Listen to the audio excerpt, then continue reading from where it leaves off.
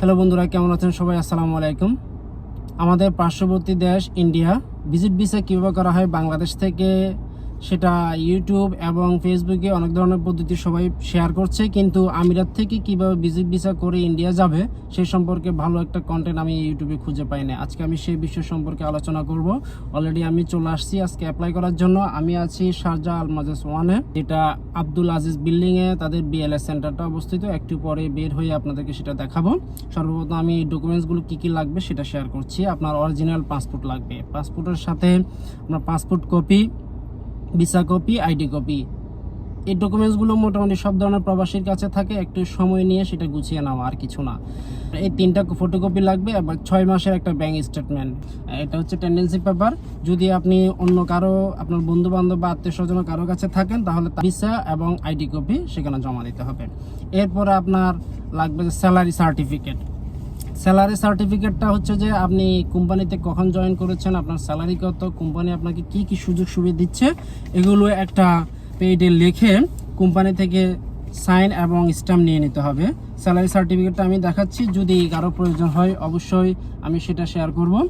এবং স্যালারি সার্টিফিকেটের পরে আপনাকে নো অবজেকশন লেটারটা নিতে হবে। নো অবজেকশন লেটারটা কোম্পানি থেকে নিতে হবে। সেম প্রসেস, আপনি যে ইন্ডিয়াতে যাচ্ছেন কোম্পানি সেটা আপনাকে ছুটি দিচ্ছে, সেটার একটা এই নো অবজেকশন লেটার দিতে হবে। যদি প্রয়োজন হয় অবশ্যই আমি শেয়ার করব।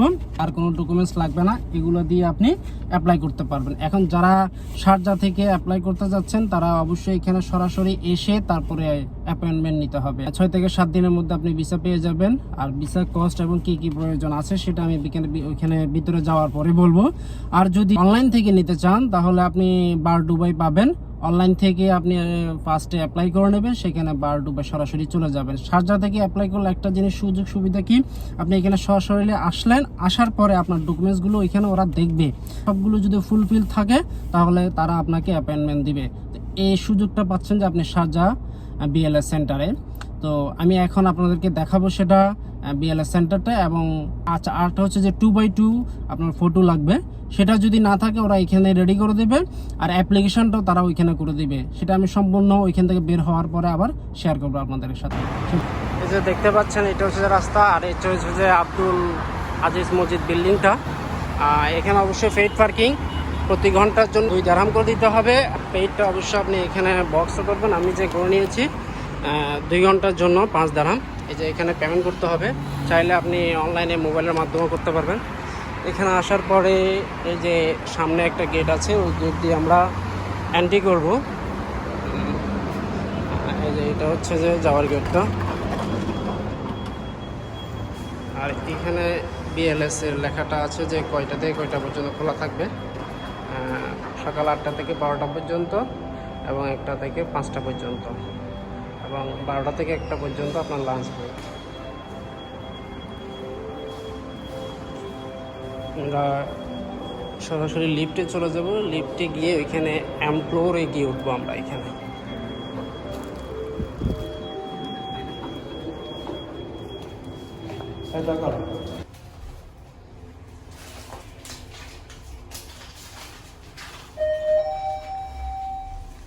চলে আসছি আমরা।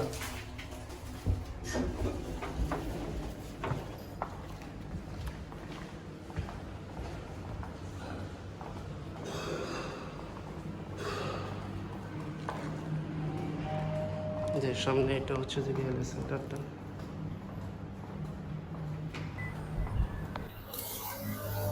আলহামদুলিল্লাহ 2 ঘন্টা 30 মিনিট সময় লেগেছে। এখানে 2 ঘন্টার মতো লাইনে দাঁড়িয়েছিলাম এবং 40 মিনিটের মতো আমার কাউন্টারে ছিলাম। বিভিন্ন জিজ্ঞাসাবাদ ছিল, যেহেতু ফর্মটা অ্যাপ্লিকেশনটা তারাই করেছেন।